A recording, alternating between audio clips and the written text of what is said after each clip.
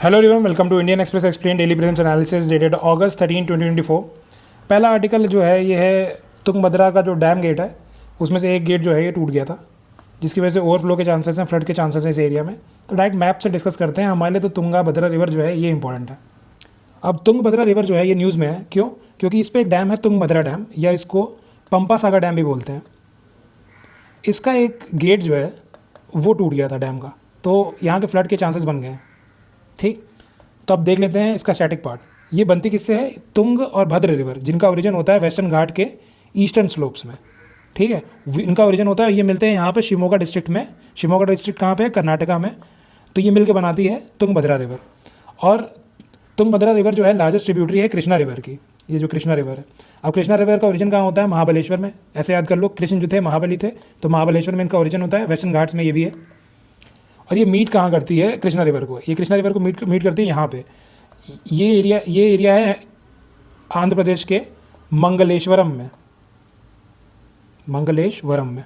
ठीक है, बाकी इसकी जो इंपॉर्टेंट ट्रिब्यूटरीज है तुंगभद्रा की कौन सी है? एक तो वरद है और दूसरी है हमारी ये वेदावती।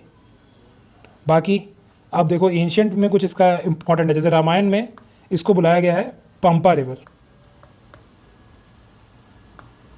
और इसको वरद रिवर भी बुलाते हैं। वरद इसकी ट्रिब्यूटरी भी है, एक याद रखना, वरद रिवर भी बुलाते हैं। और ये इंपॉर्टेंट है, एक विजयनगर एम्पायर आपको पढ़ोगे मेडिवल इंडिया में, जो कि 14 से लेके 17 सेंचुरी तक था। उसका कैपिटल जो थी हम्पी, वो इसी रिवर पे सिचुएटेड है। ठीक है, और एक इंपॉर्टेंट टेम्पल भी इस पर लोकेटेड है, विरूपक्ष टेम्पल।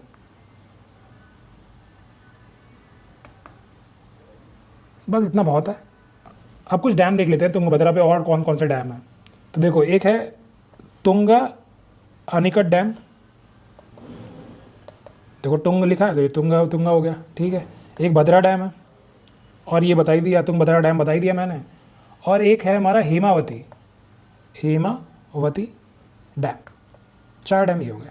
और एक इम्पॉर्टेंट फैक्ट ये है कि तुंगभद्रा डैम और एक है हमारा मुल्ला पेरियार डैम। ये कहाँ पे है? ये देखो पेरियार लिखा है, तो ये पेरियार रिवर पे है। पेरियार रिवर कहाँ पे है? केरला में। ये दोनों डैम ही ऐसे डैम है इंडिया में जो मड और लाइमस्टोन से बने हुए हैं। ठीक, बस बाकी इसमें कुछ काम का नहीं है हमारे लिए। अब रशिया का जो कुर्स्क रीजन है ये न्यूज़ में है, बिकॉज यूक्रेन ने ऑफेंसिव लॉन्च कर दिया है रशिया के अगेंस्ट। ठीक है, और एंटर कर गया है रशिया के रीजन में। अब ये फेमस क्यों है कुर्स्क रीजन? ये फेमस है आयरन के लिए, और यहाँ से रशिया का एक गैस पाइपलाइन भी निकलता है, जिसकी वजह से क्या हुआ, डैमेज हुआ इस एरिया में, तो गैस के प्राइसेस भी इंक्रीज़ हो गए। इवन यूरोप में भी इंक्रीज़ देखा गया है। ठीक है, अब इसका एक इंपॉर्टेंट टर्मिनल है, इस गैस पाइपलाइन का इंपॉर्टेंट टर्मिनल कौन सा है? सुडजा। ठीक है, सुडजा उस गैस पाइपलाइन का एक इंपॉर्टेंट टर्मिनल है। ठीक है, और ये जुड़ा हुआ है बेसिकली यूक्रेन से। तो ये दोनों चीज़ें याद रखनी है, सुडजा याद रखना है, कुर्स्क याद रखना है। वैसे तो मैंने ऑलरेडी हिंदू में ऑलरेडी बता दिया था, इवन शायद मैंने इसमें भी बताया था शायद एक दिन। बस इतना ही काम का है, और कुछ काम का नहीं है इसमें। बाकी हिंडनबर्ग अदानी का जो ये चल रहा है, ये बेसिकली जो चाचा लोग बैठते हैं ना चाय वाले कॉर्नर पे, उनको ये पूरा इशू पता होगा, और वो तुमसे पूछेंगे भी घर आके कि बेटा बताओ जरा ये क्या इशू चल रहा है, क्योंकि तुम यूपीएससी की तैयारी कर रहे हो।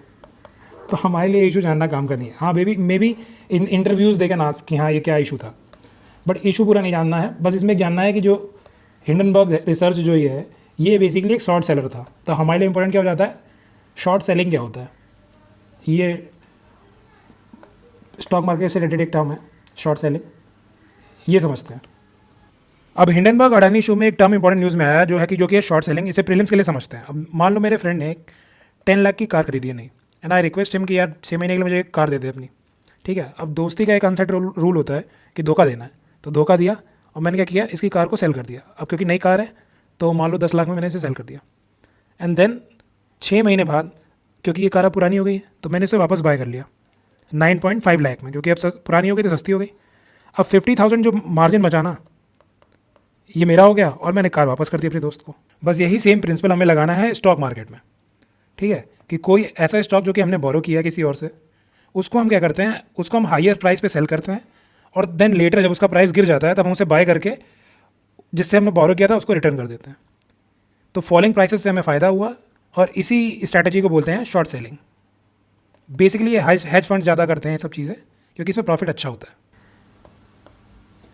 और इस आर्टिकल में कि ये ऑलरेडी था हिंदू में भी कल आया था, बट मैंने इसको कवर नहीं किया क्योंकि मुझे इंपॉर्टेंट नहीं लगा। इवन आज मुझे इतना इंपॉर्टेंट नहीं लग रहा है, बट क्योंकि 2 बार आ गया आर्टिकल तो एक बार देख लेते हैं। तो ये ज्यूज़ के बारे में, ज्यूज़ कौन होते हैं? जो लोग जुडाइज़म को फॉलो करते हैं, फेथ है ये। अब देख लेते हैं इंडिया में बेसिकली, अगर तुम्हें इसके बारे में ज़्यादा जानना है तो तुम क्या करना कि जो तुम्हारी आर्ट एंड कल्चर की आती है नितिन सिंघानिया, अगर तुम्हारे पास हो तो उसमें से एक पेज है जो जुडाइज़म के बारे में, रिलीजन के बारे में, वहाँ से पढ़ लेना। और मैं इंडिया में बता देता हूँ कि कौन कौन से ज्यूज़ इंडिया में रहते हैं। अब देखो, ज्यूज़ की बेसिकली 5 कम्युनिटीज़ इंडिया में रहती हैं, पर इनका नाम जानना ज़रूरी है बस। कि अगर तुम्हें सुनाई दे कि बेने इज़राइल, तो पता होना चाहिए ज्यूज़ से रिलेटेड है। और कोचिनीज़, ये केरला में रहते हैं, कोचिन जो रीजन है। बगदादी ज्यूज़ हो गया, बेने मेनेशा हो गया, और बेने एफ्रेम हो गया। ठीक है, तो ये याद रखना। पहले मेरा प्रोनाउंसिएशन बहुत बेकार होगा, बट स्टिल बस इतना याद रखो कि ये सब रिलेटेड हैं जुडाइज़म से और ज्यूज़ से रिलेटेड है। अब ज्यूज़ कहाँ से पढ़ लेना है, वहीं से पढ़ लेना है। ठीक है।